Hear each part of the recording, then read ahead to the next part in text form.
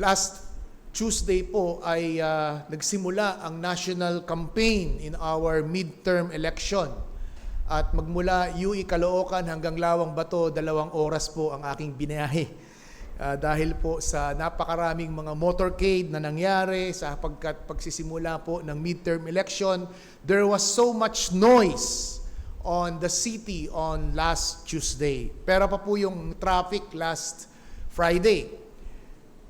Ang paglabas po ni John the Baptist out from the wilderness bilang paghahanda ng kanyang mensahe at batayan para po sa paparating ng tagapagligtas na Panginoong Kristo, siya po'y nagbigay ng mabigat at malalim na mensahe sa kanyang mga tagapakinig. The first part of our sermon in this particular chapter is about the bearing fruit of repentance. At bilang pagbabalik tanaw ay tapansinin po natin ang verse 7 to verse 9 as we go back in Luke chapter 3, verse 7 to 9. And he said, "Therefore the crowds came out to be baptized by him. You brought vipers who warn you to flee from the wrath to come. Bear fruits in keeping with repentance. And do not begin to say yourself, we have Abraham as our father. For I tell you, God is able to these stones to raise up children for Abraham. Even now, the axe is laid to the root of the trees. Every tree, therefore, that does not bear fruit, good fruit, is cut down and thrown into the fire." So dito po natin makikita the very first sermon on this particular aspect of bearing fruit of repentance. Makikita po natin na hindi nagpatumpik-tumpik itong si Juan Bautista. Hindi po niya inaakit ang mga crowds at tao sa kanyang magaling at mananalita at mababulaklak na pananalita. Hindi po niya inaakit ang mga taong makinig sa kanya at dala po niya ang ilang mga motivational speaking. Bagkos he made a straightforward message. There is a wrath to come, kagaya ng binasa natin sa ating scripture reading, that there is a Messiah coming to judge the world. At tinawag po niyang mga lupong ang mga religious leaders. Here we see a very strong, challenging words from John the Baptist. And this is his message to awaken their spiritual condition.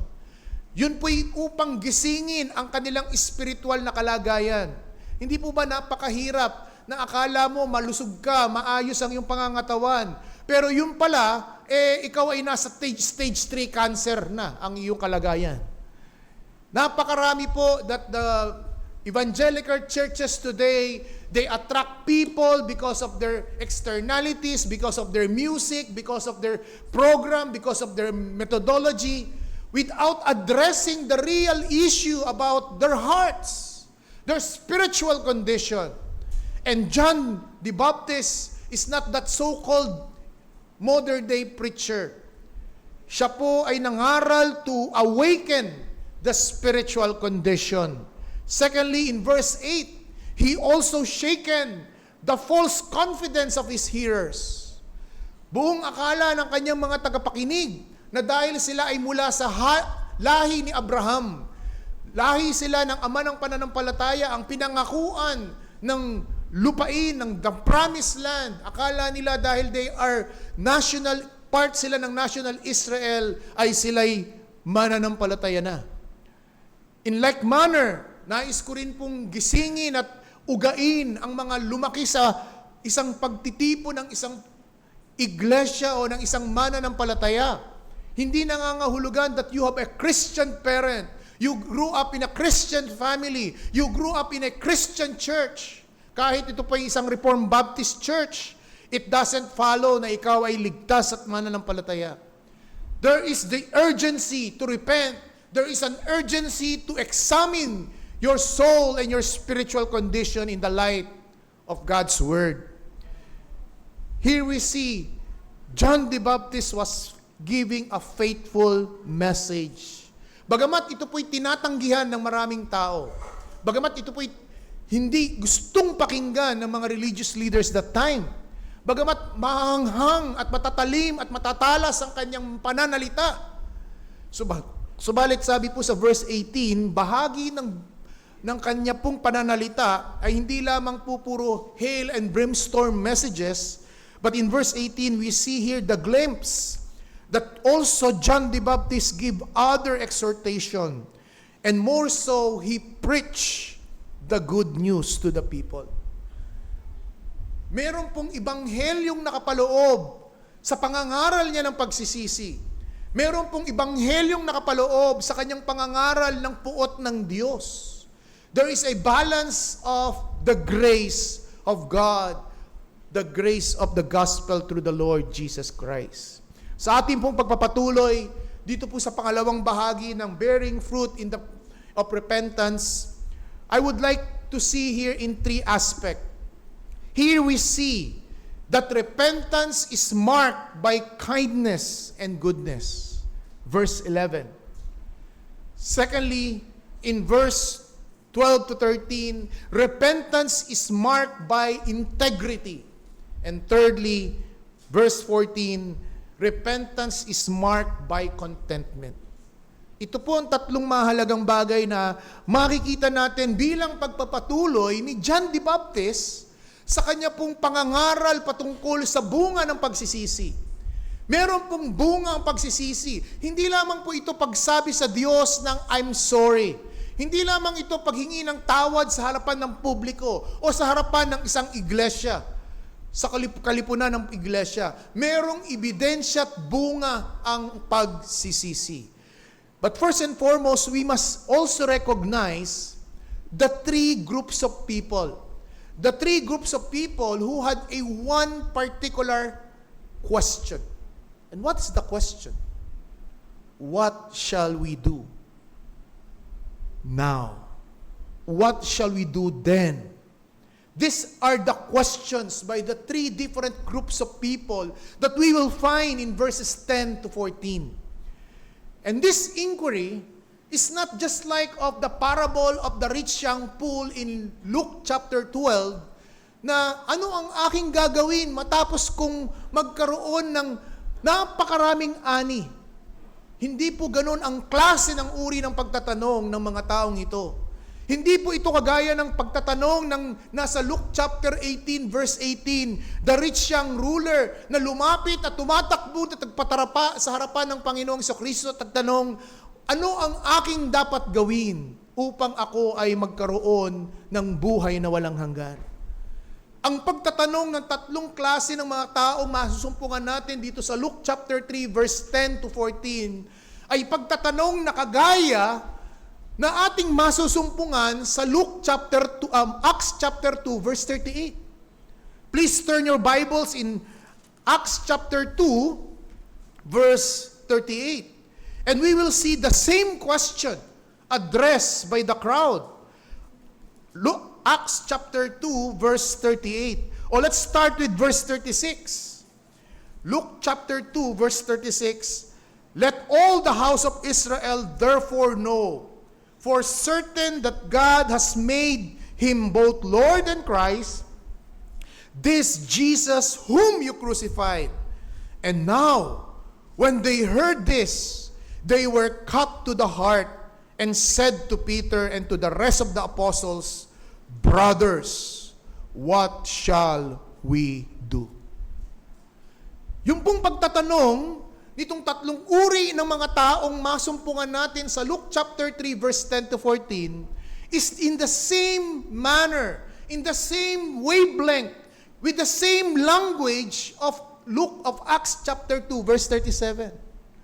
Matapos si Apostol Pedro ay mangaral at ipakita sa araw ng Pentecostes na ang katuparan ng lumang tapan ay nagkaroon ng katuparan sa Panginoong Kristo at ang mga taong ito ang siyang nagsabing ipako sa krus at pakawalan si Barabas.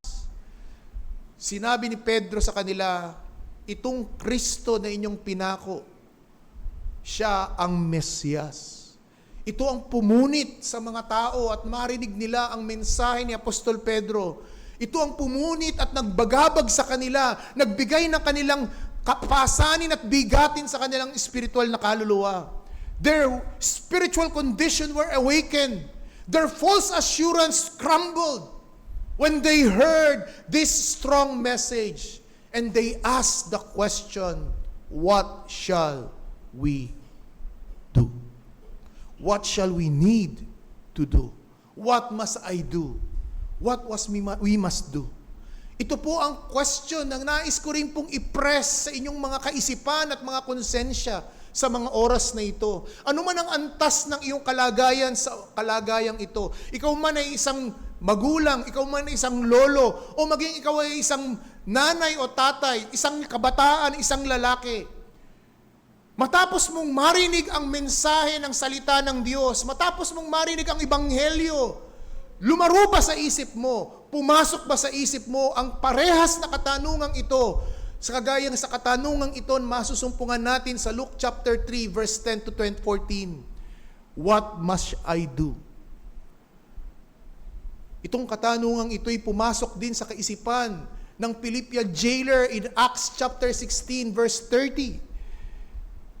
Matapos nang lumindol at mabuksan ang pintuan ng kulungan ni Pablo at ang kanyang mga kasamahan, na buong akala ng Philippian jailer sila'y tumakas. Ang kanyang katanungan, what must I do to be saved? Mga kaibigan, nais kong tanungin sa inyo sa umagang ito at nais kong bigyang diin. Lumaro ba sa inyong kaisipan ang katanungang ito? Sa tuwing marinig ninyo ang mensahe ng hatol ng Diyos, ang puot at galit ng Diyos, ang patungkol sa katwiran ni Kristo, ang patungkol sa kamatayan ni Kristo sa krus, ito ba'y lumaro sa at nagsumagi sa inyong isipan, sa inyong personal na konsensya at katanungan sa inyong isip? Ano ang aking dapat gagawin? What shall I do? On this particular aspect, we will see three different group of people. But these three different group of people, we will see one common denominator. They are convicted. They are sinners with conviction. And that's why they ask the question, what shall we do? At sinagot sila ni Juan Bautista. Sinagot sila ni Juan Bautista, kagaya ba ng kapanahunan ng mga mangangaral sa umagang isa sa ating kapanahunan?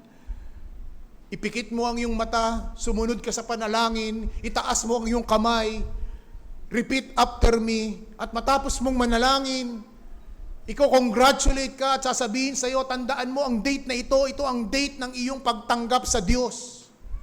Ika'y Kristiyano na, ika'y born again na, ika'y mananampalataya na. Yun ba ang sinabi ni John the Baptist? Hinamon niya ang mga taong ito na nagpabautismo sa pagsisisi sa pamamagitan ng tubig. Hinamon niya ang mga taong ito kung nais ninyong malaman ang inyong dapat gawin, ang pagsisisi ninyo ay dapat may bunga. And here we will see true repentance bear fruit. And what are those fruits? First, repentance must be marked with kindness and goodness. Verse 11, the crowd asked, what then shall we do? And John asked, whoever has an extra, a surplus tunic, must share it to the one who has none. The one who has extra food must share it to the one who has none. Yung pong balabal, napakahalaga po sa panahon po ng unang siglo. Ang balabal na bukod po sa kanilang inner garment ay meron pa po silang balabal. At itong balabal na ito ang siyang nagbibigay sa kanila ng proteksyon mula sa init at lamig. At ang sabi ni Juan Bautista, kung meron kang spare at extra, you ought to share it to the one who has none.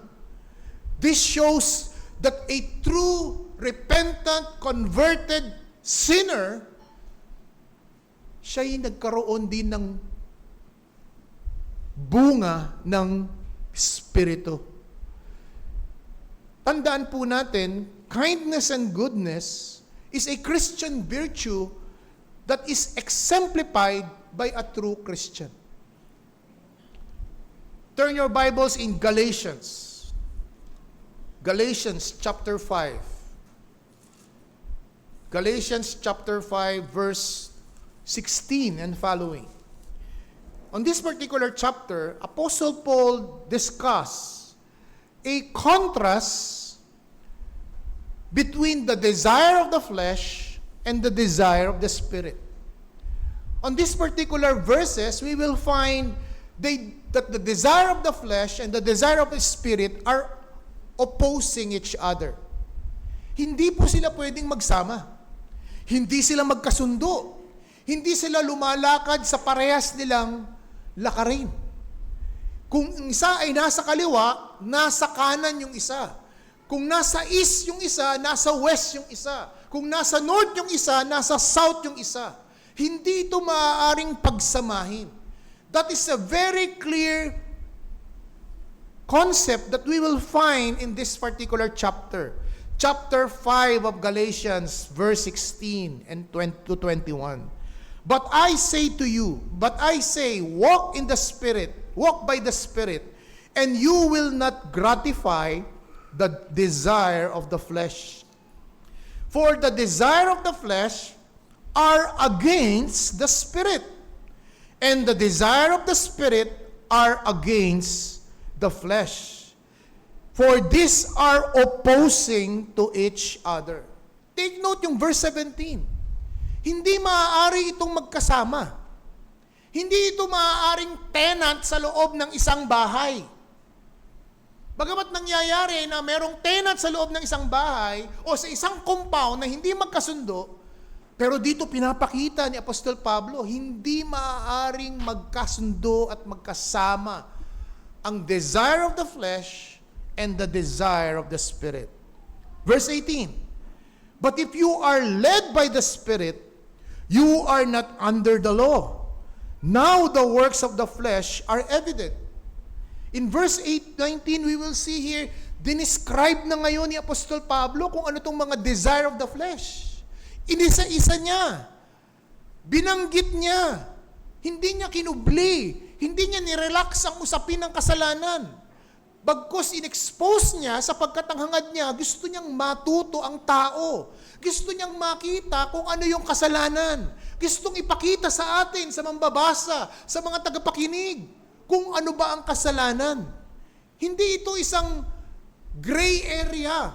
Hindi ito isang parang mamimili ka na lang ng multiple choice at kung ano na lang yung tamaan mo, ano mapili mo, yun na lang. At yung iba ang ayaw mo, hindi kasalanan. No. Very clear in verse 19. Now the work of the flesh are evident.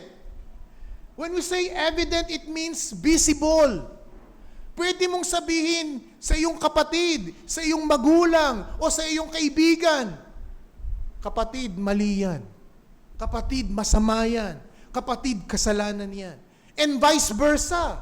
Dapat handa ka rin magpatuwid. Bakit? Sapagkat ang sabi ni Apostol Pablo, the works of the flesh are evident. And what are these? Sexual immorality, impurity, sensuality, idolatry, sorcery, enmity, strife, jealousy, fits of anger, rivalries, dissension, division, envy, drunkenness, orgies, and all and things like this. I warn you before that those who do such things will not inherit the kingdom of God.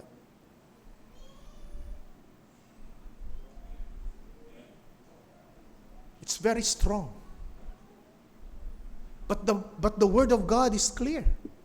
Pero anong ginagawa ng lipunan natin? Anong ginagawa ng media? Anong ginagawa ng ating mga celebrity endorsers? Mga media influencers? Nire-relax ang ganitong klaseng uring kasalanan. Tinotolerate.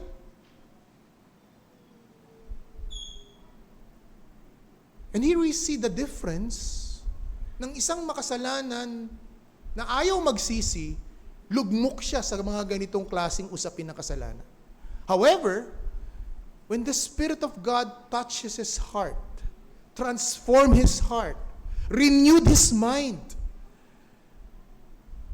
the Spirit will not yield in the desire of the flesh. Verse 22. Look at verse 22. But, napakahalaga ng salitang but. The word but is a connective words na it changes a transition. Diba? O, Doc, kamusta ka check up ko? Kamusta ang aking annual blood chem? Okay naman, but. Doon ka matatakot doon sa salitang but. No, kasi maaaring nagbibigay lang siya ng medyo magandang bagay, pero yung but, actually yung susunod sa salitang but, nandoon yung bigay diin. Nandoon yung mahalaga. Nandoon yung dapat bigyan mo ng pansin. In verse 22 ang sabi, but the fruit of the Spirit. And take note, the word fruit, not fruits. It is a singular fruit. And yet, siyam yung binanggit na mga virtues dyan. There are 9 virtues na bunga ng banal na spirito. Ano yun? Love, joy, peace, patience, kindness, goodness, faithfulness, gentleness, self-control. Against such things there is no law. Picture in your mind, grapes. Yung isang bungkus ng grapes. Di ba? Yung cluster of grapes, ang tawag mo doon, grapes. Pero isa siyang cluster. Isang bungkus, pero napakarami niyang maliliit na bilog-bilog na ubas. Picture in your mind, that is the passage of fruit of the Spirit. Isang bunga na ipinagkaloob ng banal na spirito sa lahat ng mananampalataya, bagamat iba-iba ang ating level ng ating pag-exercise ng kaloob na ito at bungang ito. Subalit sa ating pag-aaral, ang binibigyan kong diin ay kindness and goodness. The virtue of kindness of goodness is one of an exemplary evidence of a true repentant sinner.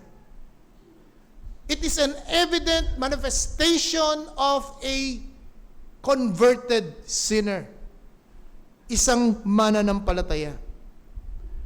Ito yung sinasabi ni Juan Bautista. Nung he addressed the crowd, sinasabi niya, maging babunga kayo sa kabutihan at sa kagandahang loob, goodness and kindness. Hindi maaaring ikubli na ang isang talagang tunay naging mananampalataya may pagbabago sa kanyang buhay. Here we see that the grace of kindness and goodness must emulate from a believer, a disciple. Bakit po ito yung pinili ni John the Baptist na halimbawang dapat namamalas ng isang mananampalataya? Sa kadahilanan, we are recipients of God's kindness and goodness. Can't you imagine if God is not kind? Wipe out na tayo sa buong mundong ito.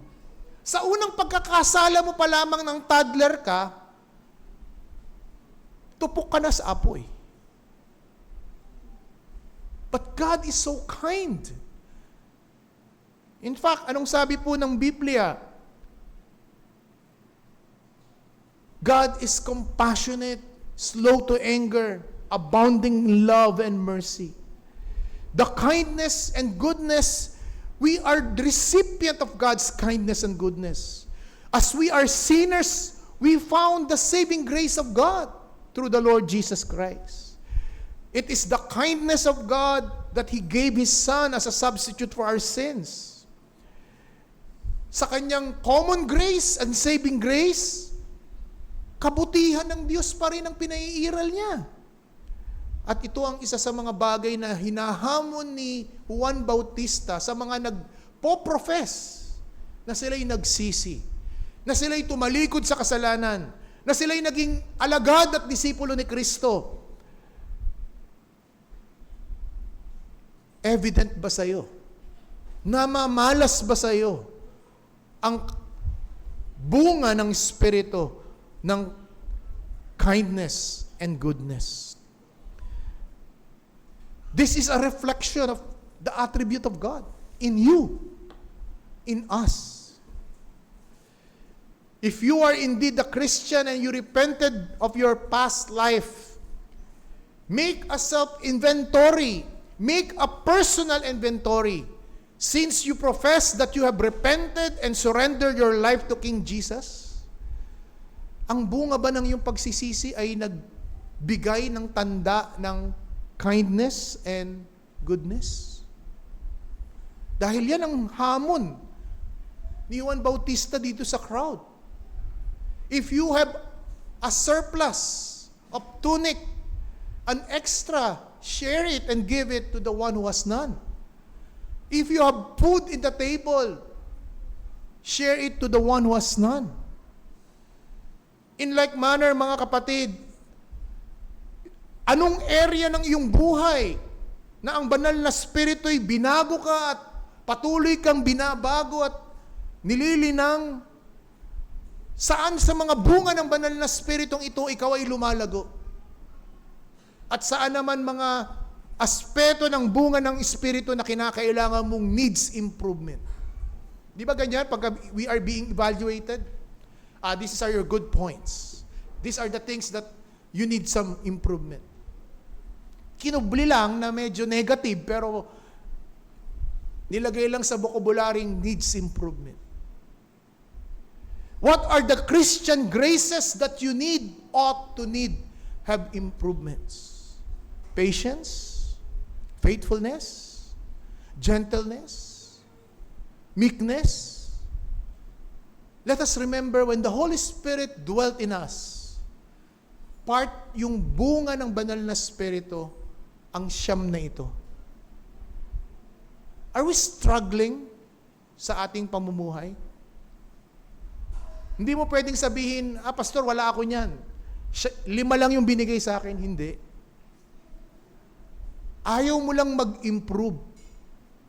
Baka meron kang cherished sin o meron kang inaalaga ang kasalanan na ito ang nagiging hadlang para lumabas at lumago ka sa bunga ng banal na Espiritu. And that is the first mark of repentance. It is marked by kindness and goodness. Secondly, bearing fruit of repentance must be marked by integrity.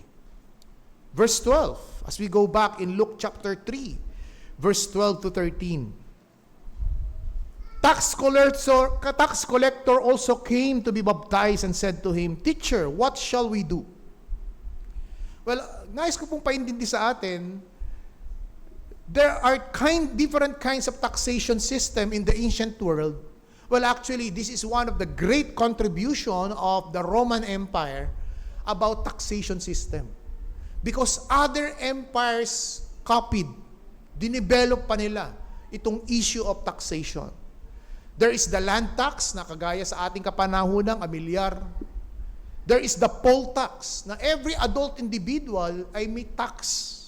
There is the customs tax with regards to business, whether you will import or export. And there are also professional tax. Yung pong mga professions at pagdating po sa pag-exercise mo ng iyong profession o trabaho, binubuwisan. The problem with this kind of taxation system is the bureaucracy. The levels na kailangang daanan. The Roman Empire employs different tax administrator and tax collector by location and by region. At ang tawag nila doon ay tax farmer or publican. Ito po yung mga local na Hudyo na nagtatrabaho sa imperyo ng Roma para mangolekta ng buwis sa kanilang mga kababayan. At ang ginagawa nila, either abonohan nila yung mga tax dun sa kanilang lokasyon at region na kinabibilangan at sila na ang maniningil. Ito ang problema. Sa paniningil nila, dinadagdagan nila. Pinapatungan nila. Meron silang cut na tinatawag o tinatawag na patong or tubo or interest.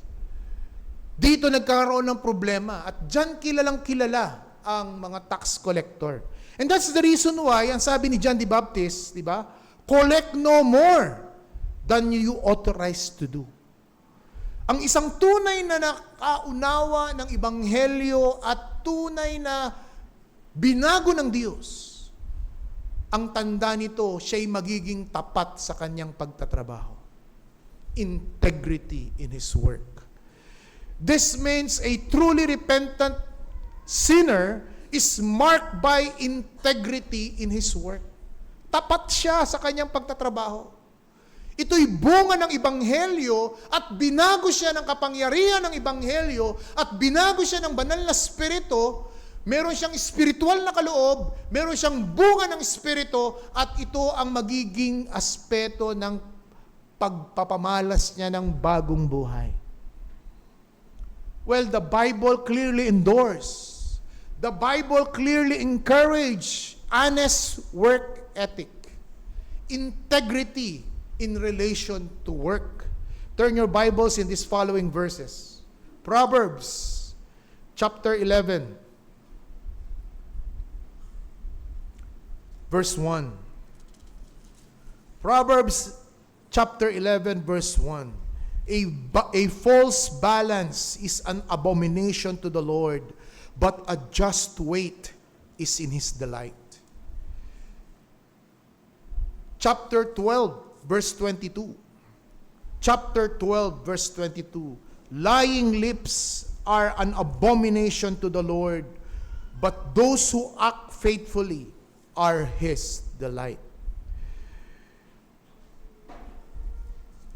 Chapter 12 or chapter 16, verse 11. Chapter 16, verse 11. A just balance and scale are the Lord's, all the weight in the bags are His works. Colossians chapter 3. Colossians chapter 3, verses 23 to 24.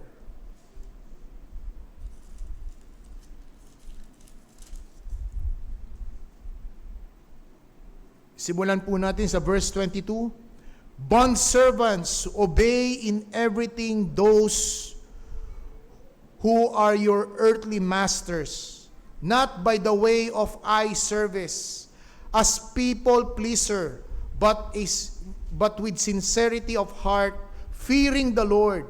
Whatever you do, work heartily for us the Lord and not for men, knowing that from the Lord you will receive the inheritance as your reward. So there are a lot more verses that the Bible encourages, that the Bible exhorts workers sa kanilang work ethic, integrity in their work. And this is the challenge sa mga professing Christians. What is your reputation in your workplace? Ano ang reputasyon mong na-establish sa iyong pinagtatrabahuhan? Kilala ka ba dahil sa utang? Kilala ka ba dahil sa lagi kang late? Kilala ka ba dahil sa laging absent? Do you have a good testimony in your work ethic? Nasasama ka ba sa Employee of the Month? Kilala ka ba bilang isang manggagawa because of your integrity? Let us remember, we are working not only to provide our own means, to have our finances and let our expenses in the family be met. No. Kagaya ng ating pinag-aralan sa ating midweek Bible class in the theology of work, we ultimately do the work to give glory to God. Yan ang mindset ng isang mananampalataya. Ang mindset ng isang tunay na mananampalataya, hindi yung kumita lang.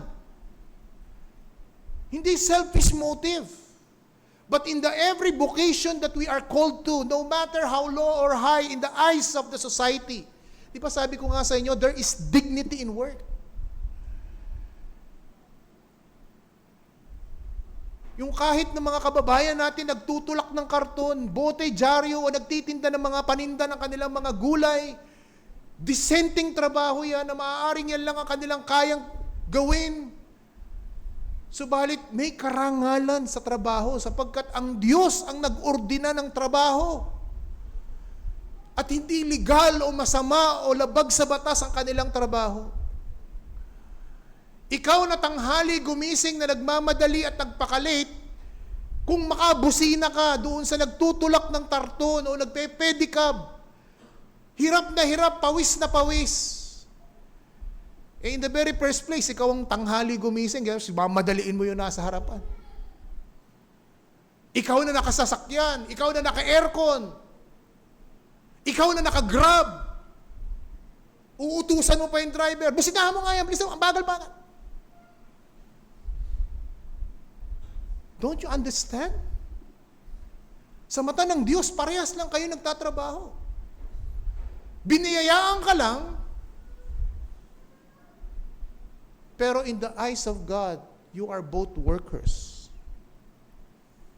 And what matters is the integrity, the dignity in work. Thirdly and lastly, verse 14. The last group of people, the soldiers, those who are in authorities. The last group of people were also baptized, are soldiers who ask, what shall we do? These are those in authorities that have the capabilities to extort common people. Because they have the authority, they have the badge, they have the weapons. They can abuse their authority, they can use force for their self-interest and selfish ends.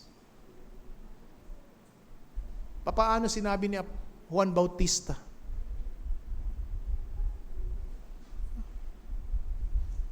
Sabi ni Juan Bautista as we go back in verse 14. Soldiers asked them, and what shall we do? And he said to them, do not extort money from anyone by threat or by false accusation, and be content in your wages. You know the problem of people who are in authority? It's not their possession. It's their heart.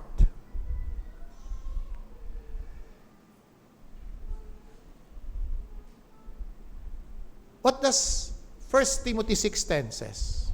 Turn your Bibles in 1 Timothy. Unang Timoteo. 1 Timothy chapter 6 verse 10.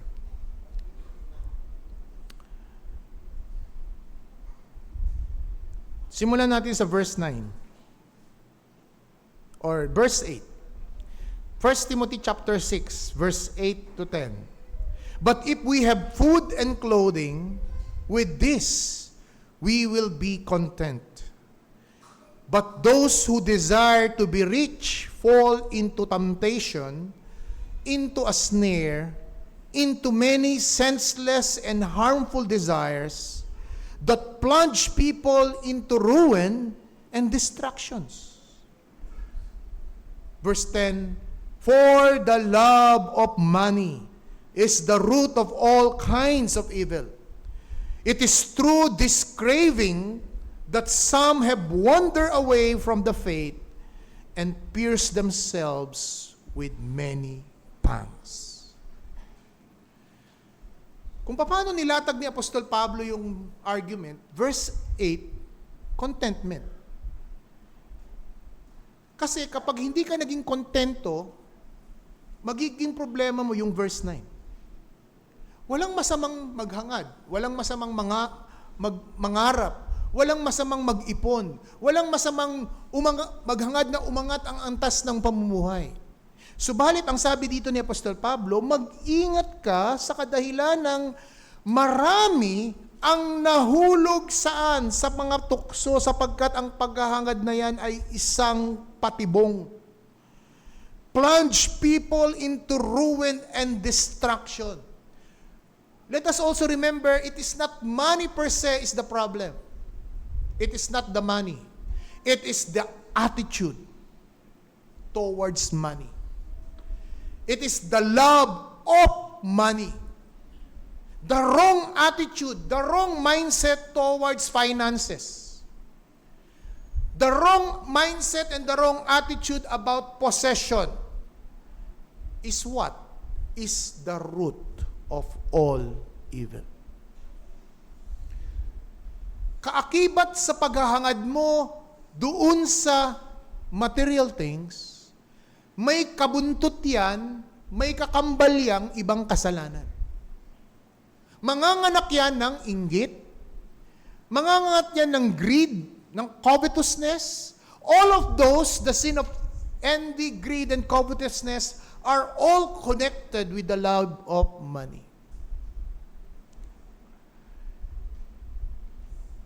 And that wrong attitude, it destroys families. It destroys clan. It destroys the relationship between parent and children. It destroys the relationship of siblings. Diba? Ito lang, usapin ng politika, diba? Sino ang magkakatunggali sa posisyon? Magkakamag-anak. Last election, sino magkatunggali sa Makati? Magkapatid.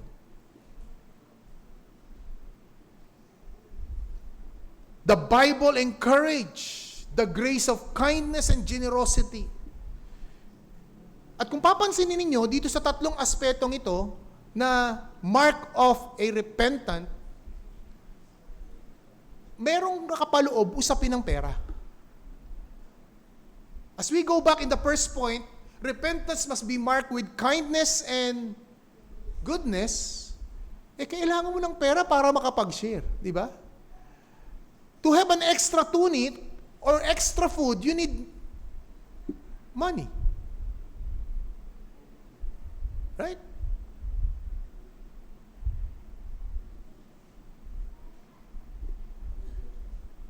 How can you share your neighbor if you don't have money? How could you be honest in accumulating your things? It has to do with the attitude towards money.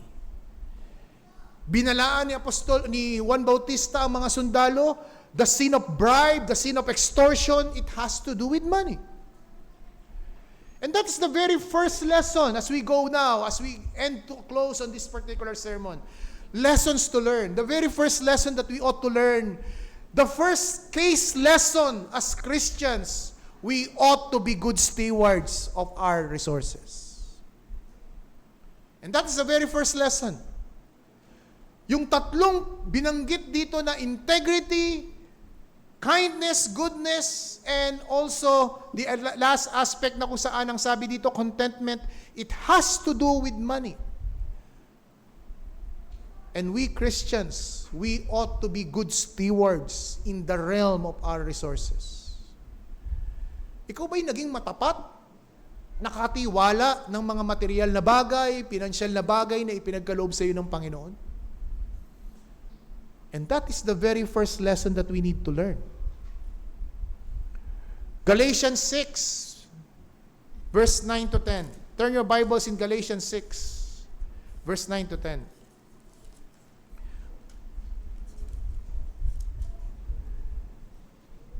And let us not grow weary of doing good, for in due season we will reap, if we do not give up. So then, as we have opportunity, let us do good to everyone, and especially to those who are of the household of faith. There is the parameters. Do good to all. Pero may priority.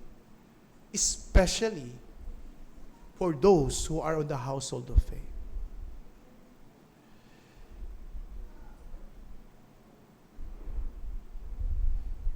Do you have a system or budgeting your resources, your finances? Well, sa pagbabudget, nandiyan dyan yung pagkain, nandiyan dyan yung trabaho, nandiyan dyan yung mga amenities, nandiyan dyan yung mga pang-emergencies. Ang tanong ko, yung para sa Diyos, naka-budget din ba?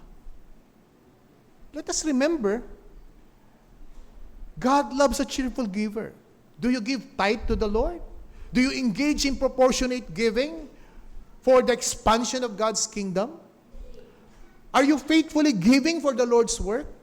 These are practical application of being a good steward of your resources.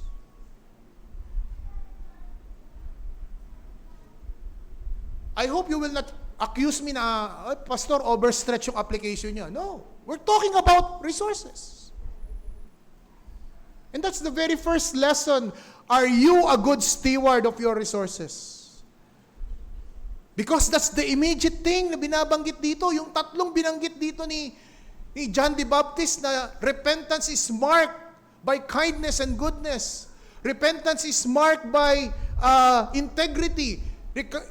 Repentance is marked by contentment. It has all issues in relation to finances. That's why evaluate yourself. Sa taong 2024, kamusta ang yung pagmamanage ng iyong resources? Naging glorifying ba ito sa Panginoon? At kung hindi, you still have 10 months to reform, to reevaluate, to repent about your resources that God has gave you. Second lesson, our true conversion must bear observable fruit of repentance. Yan ang isang pangunahin o pangalawang bagay na hindi natin pwedeng itanggi. Meron at merong bunga. Kung sinabi mong ikaw ay mananampalataya, kung sinabi mo ikaw ay isang Kristiyano, ikaw ay nagsisi at tumalikod sa kasalanan at nagtiwala ka sa ginawa ni Kristo sa krus ng Kalbaryo, at ikaw ay nagnanais na patunayan ito sa pamamagitan ng pagsunod mo sa kalooban ng Diyos, meron pong maliwanag na pagbabago na makikita at mamamalas ang mga taong hindi mananampalataya sa iyong uri at klase ng iyong pamumuhay. Tandaan niyo ito, mga kapatid. If your faith in Christ has not changed you, that so-called faith in Christ has not saved you. If your faith in Christ has not changed you,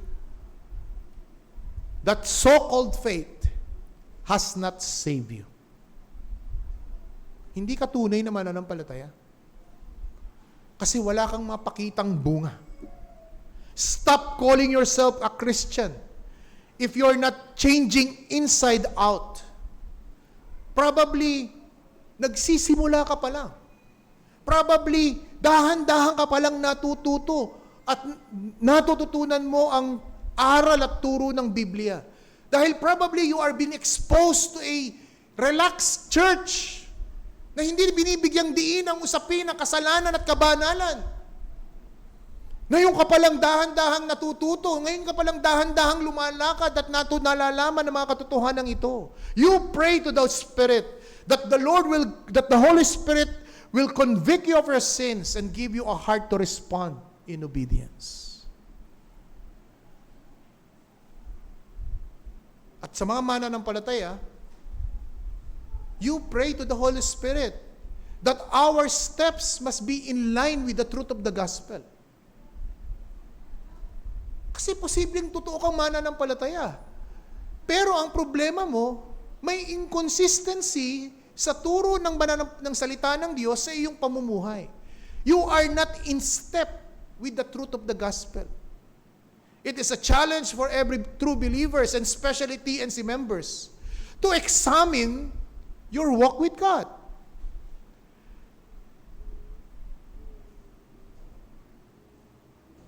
Make it a habit.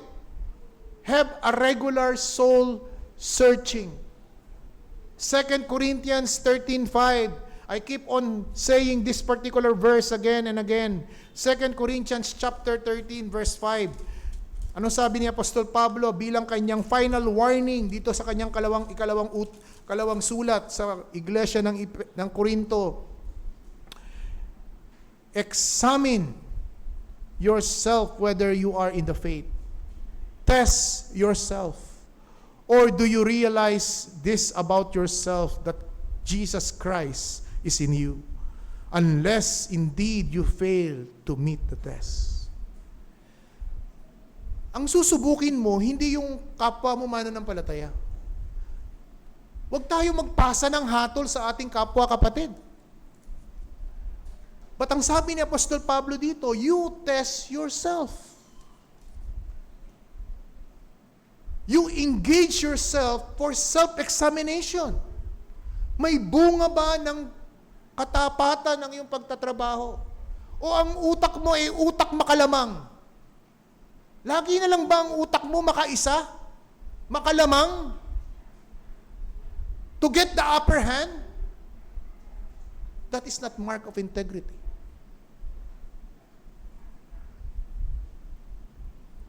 We must repent every day, for we keep on neglecting the gospel of Christ every day. Thirdly and finally, we must believe in the transforming power of the gospel of Christ. Kung merong magbabago sa ating lipunan, sa ating komunidad, sa ating nation building, hindi ang mga politikong ating ihahalal sa mayo. Psalms 146 verse 3, do not trust on princes and kings and men, but trust to God. Kung merong magbabago ng ating lipunan, ang mga mananampalataya. Sapagkat ang mga makasalanan na tinawag ng Diyos tungo sa kadiliman, tungo sa liwanag, God calls sinners into repentance. At yung mga naligaw at mga nadaya sa mga maling turo at aral, kapag sila ay nakasumpong ng tunay na ebanghelyo ng Panginoon sa Kristo at binago sila nito, that is the game changer. It will bring impact and positive changes in families, in our workplace, in our community and nation building. Yan ang kontribusyon ng isang iglesia na nangangaral ng tapat ng ebanghelyo ng ating Panginoong sa Kristo. We have that responsibility that when a sinner repents and turns to Christ, he will be a changed man. And he will go out in the family, in his house, he will go out in his community as a godly husband, as a godly wife, as a godly worker, as a godly boss and a godly manager, and as a godly citizen of the society. Huwag nating iasa ang kaiuunlad ng ating bayan sa mga pangako at magagandang mga advertisement ng mga politiko. Tandaan natin ang sabi ni John Calvin, ang Diyos ang nagluluklok ng mga wicked kings and rulers to punish the society. In like manner, ang Diyos din nagluluklok ng mga matitino at mabubuting lingkod upang pagpalain ang lipunan. It is a matter of righteousness and justice. Kaya wag natin iasang kinabukasan ng ating bayan sa mga pangako ng politiko. Iasa natin ito sa Diyos. Mabuti man o masama ang kanyang iluklok, ito ang kanyang plano, ito ang magaganap, at ito'y para sa kanyang kalulwalhatian. Subalit ikaw, na binago ng Diyos, kinilusan ng banal na Espiritu,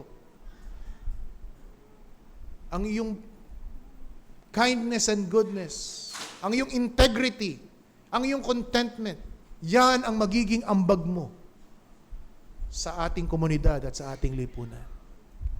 Godly citizen, godly husband, godly employee, godly managers, godly stewards. That's the effect of the gospel in our society. Tayo'y manalangin. Aming dakilang Diyos, patuloy kang mangusap sa amin. Turuan kami, sawayin kami kung kinakailangan. At magligtas ka nawa, O Diyos, ayon sa iyong panukala, para sa kapurihan ng iyong pangalan, sa pangalan ni Kristo Jesus. Amen.